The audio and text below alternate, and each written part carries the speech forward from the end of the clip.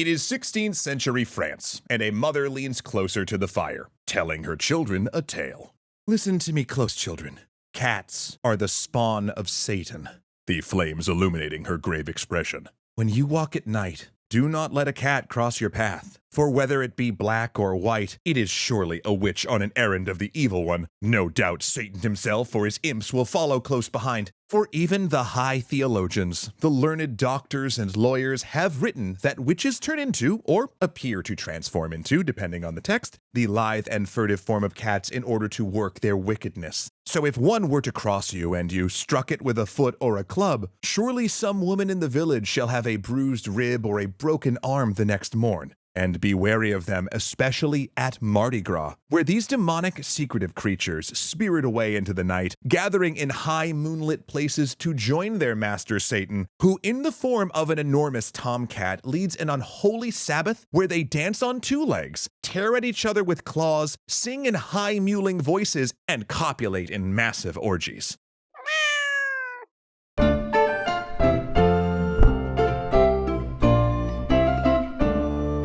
Speaking of parties, we wanted to let you know that our furry friends are about to launch their Kickstarter for Humblewood Beyond the Canopy, a D&D 5e compatible campaign setting where you play as anthropomorphic birds, rodents, and of course cats, aka My Dreams Made Real.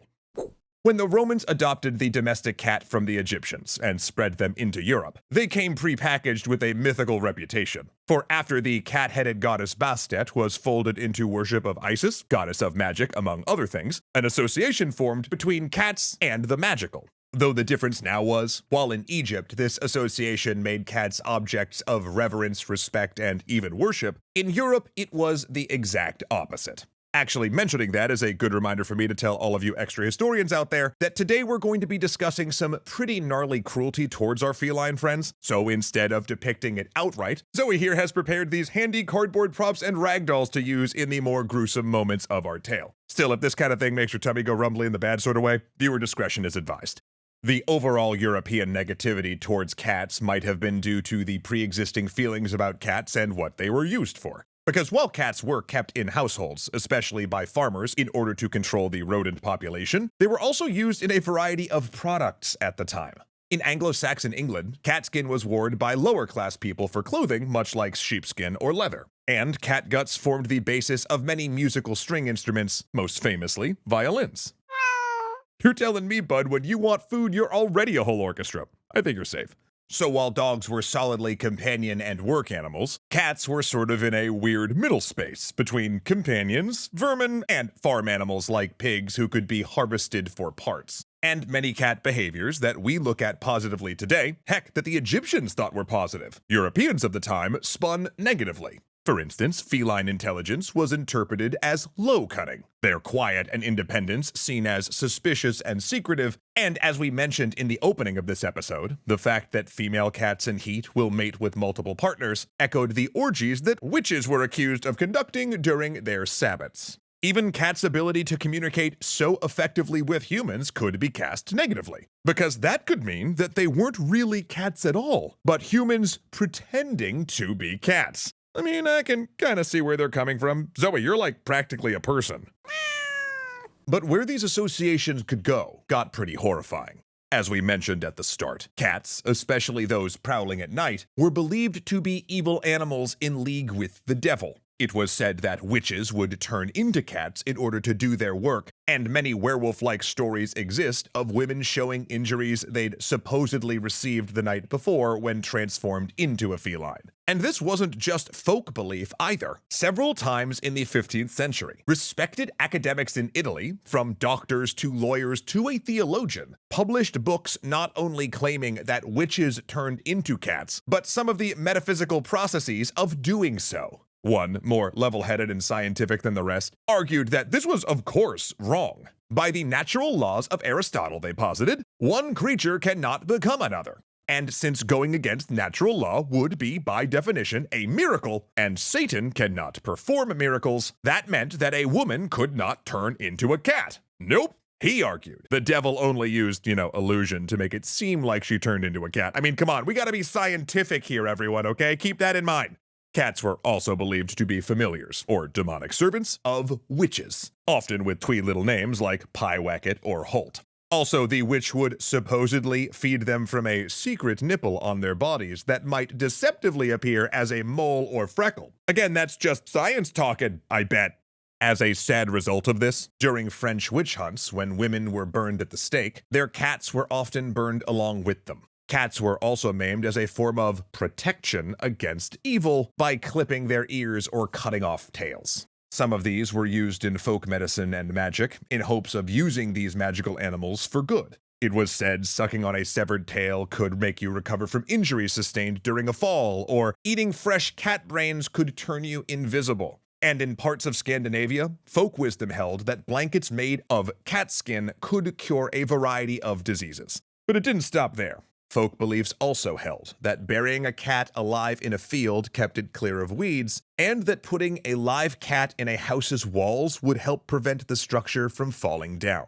In fact, this was so common that construction crews in France know to look out for it when renovating old homes, though this wasn't limited to Europe either. Similar cat charms have been found in the walls in Pennsylvania Dutch country as part of the hex magic traditions. Cat massacres also became part of the French feast of John the Baptist, when the animals, along with other objects considered to bring luck, would be thrown into fires. In another French feast, cat chasers would set a cat alight or tie a flaming cloth to its tail and chase it through the streets. Yeah, Zoe, I'm pretty sure there is. Hold on, let me check. Oh, okay. A medieval Danish folk game was to put a cat in a barrel of ash and hoist it between two poles, then beat the barrel with clubs either on foot or horseback, hoping to break it. Then when the barrel broke, releasing the terrified cat, they chased it away to symbolize chasing away the evil? Well, if it makes you feel any better, bud, they haven't used a real cat since the 1880s. Now when they play the game in modern Denmark, they just paint a cat on the barrel and fill it with candy. No, that doesn't make me feel better either. But I guess what we're trying to get at here is that cats were seen very negatively in Europe and heavily associated with witches and evil. In fact, the stereotype of the crazy cat lady even dates back to this time, since often the people who kept multiple cats were women who lived alone on the edge of towns, and the exact same kind of folks that got accused of being witches. Though at the same time, cats also, in some places, were associated as well with sex. For instance, in France, a man who kept a cat, or treated cats kindly, was said to be sure to attract a beautiful wife and be an attentive husband. All right, I like that one. Also, petting a cat right before courting supposedly brought success with women. There was also a respect for the resilience of cats, leading to the folk rumor that cats had 9 lives, a belief that Shakespeare made the theme of his character Tybalt in Romeo and Juliet, who is called the King of Cats. Though that probably isn't a compliment, as Shakespeare seemed to have disliked the animal. He mentions cats 44 times across his work, all of them either neutral or negative. However, many of these also contain close observations of cat behavior, of them tentatively lapping milk or skulking in a hedge, meaning that even if Shakespeare wasn't a cat fancier himself, they were definitely present around him.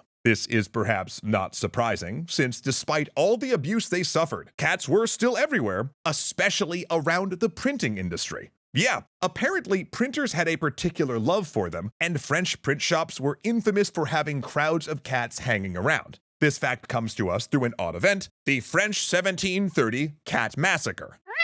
I know, Zoe, I'm sorry, I promise this is the last one, but it does illustrate a really interesting point. Okay, at a print shop in Paris, the rich owner and his wife, who largely managed the shop, had attracted a huge group of cats who were always disturbing the people who, actually did work there. So those workers divined a plan to get rid of the felines once and for all. Night after night, the workshop apprentices climbed onto the roof and made cat noises to keep the bosses awake. Then, when the sleep-deprived print shop owner finally had enough, he ordered the workers to get rid of the cats. The apprentices, venting their hatred of the cats by making a big spectacle, then rounded up the felines in a courtyard, held a mock trial with a judge, lawyer, and bailiff, and then executed them. This included the mistress's favorite gray cat they'd been specifically told to spare. Just flippin' jerks. Now, inane cruelty aside, this tells us 2 important things. First, that in most of Europe, cats were considered little better than the rats they hunted, unworthy of pity, because the account we actually have of this occurrence treats the whole thing as a, really funny joke. And second, and more importantly, It suggests that with the end of the witchcraft trials, cats were already starting to gradually transition into household pets rather than a nuisance. At least in wealthier, more educated households, not tied with printing shops. Oh, 100% Zoe. Yeah, you can strike all that violent cardboard scenery because there are other places in the world where cats were still celebrated rather than persecuted, and I really want to get to those now. Thanks for going through the hard stuff with me, bud. I really appreciate it. In the Muslim world, the folk traditions ran the completely opposite direction. Islamic culture picked up a bit of the Egyptian thinking, revering cats as clean animals who washed themselves, who were helpful in controlling vermin, and who were good companions. One Islamic tale claimed that Muhammad had loved cats and declared no one should ever hurt one. Once he was said to have cut the sleeve off of his robes just because his cat had fallen asleep on it and he didn't wish to disturb it when rising. Now, of course, there's no textual evidence of this in the Quran or any other early Islamic documents, but it did become part of a thriving religious folklore. A saying developed that if you kill a cat, you have to build a mosque in recompense. And even today, in cities like Istanbul, cats are welcomed off the street into public buildings like museums and mosques. When it gets cold, it's not unusual for cats to cry at the front door of apartment buildings and be let inside the stairwells for the night to keep warm. Also, cats were regarded as special and almost magical in Asia, where they were traded among the upper classes as extravagant gifts. Emperor Uda received one as a diplomatic gift from China in 889 CE, keeping a diary where he gushed about his new kitten in a way familiar to any cat owner. He wrote in loving terms of how his cat curled up in a perfect circle, how it fought wearing a bow, or how it had fur like dark black ink. "I am convinced," he wrote, "that it is superior to all other cats," a feeling I can very much relate to. Having said all that, however, due to their magical vibes, cats in Japan and China did retain a bit of their sinister reputation. Cats that lived 25 years were said to have their tail split in two and become a sort of immortal demon with necromantic powers. In fact, we have a Pokemon based on that, so you know it's legit. And in medieval China, belief in the Maogui demon cat was so widespread that it popped up in Sui dynasty records. A Maogui was a spirit called upon by a female witch that would sicken their target, stealing their vitality and eventually killing them, while also magically transferring the target's wealth to the witch. And this belief even entered into Chinese historical records. In the 17th century, the wife of Emperor Wen fell deeply ill, with the culprit eventually being revealed as a female attendant of her relative who had called the Maogui on her. And yes, Zoe, I see you raising your paw. This is how the creature in Gremlins got its name of Mogwai. But actually, seeing you like that right there reminds me to mention Japan's Maneki Neko, or beckoning cat, which supposedly stems from a 17th century event during the Edo period when a samurai and his retinue were passing a temple and saw something strange. A cat was sitting up on its haunches, gesturing to them with the traditional Japanese motion for come. Intrigued, they entered the temple, right before a torrential downpour began, heralding a storm that might have killed the party had they continued on the road. He then became part of the temple and spread the word of the welcoming cat. There are many versions of this story, but whatever the origin, by the 18th century, ceramic figures of a white beckoning cat were popular objects in Japan. So popular, in fact, they also caught on in China and Chinatowns around the globe. The cat became generally associated with luck and success in business, and then due to its prominence at restaurant entrances, have become a widely recognized symbol of Japanese culture. You and me both, bud. And better days were still ahead for the cat species. And I don't just mean you hanging out in your super comfy cat tree. So, extra historians, please join us next time as we talk about the first breeds of cats emerging, how Victorians tried to hold a hilariously disastrous cat show, and talk about the artist that literally went mad for cats. Which is a topic that I and the folks over at Hit Point Press know a little something about, because they've added our favorite ferocious little fluffballs to their animal-based RPG, Humblewood Beyond the Canopy. Okay, so remember 2 weeks ago when I told you this Kickstarter was coming down the pipe pretty quick? Well, now it is nearly here. Heck, depending on when you're watching this, it could be live right now. Humblewood Beyond the Canopy is the standalone sequel to the award-winning Humblewood adventure for D&D 5e that I love so much that I've been waiting for ever since I made my first Corvum. But now in this glorious new source book, we get to play as even more critters with brand new playable animal and bird ancestries inspired by parrots, geckos, badgers, and yes, of course, cats. Wonder what I will be playing.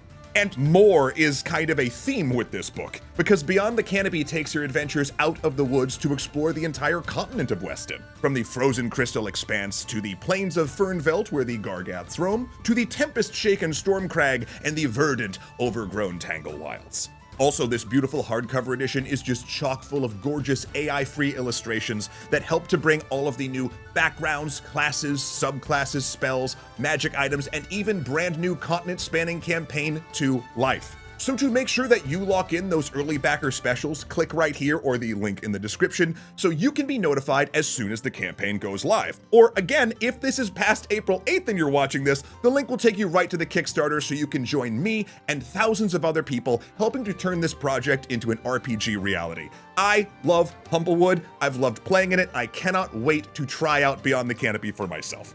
So once again, to take your gaming beyond the canopy with Humblewood, click right here, and then once you've rolled up your first kitten, check out our next video here. Okay, Zoe, I'm gonna say that Angela Valenciana, Arclight Games, Dominic Valenciana, Hunter Z, Joseph Blame, Kuya Koi, Lotus Wolf, and Celiad's Architectures are the best legendary patrons. Relax!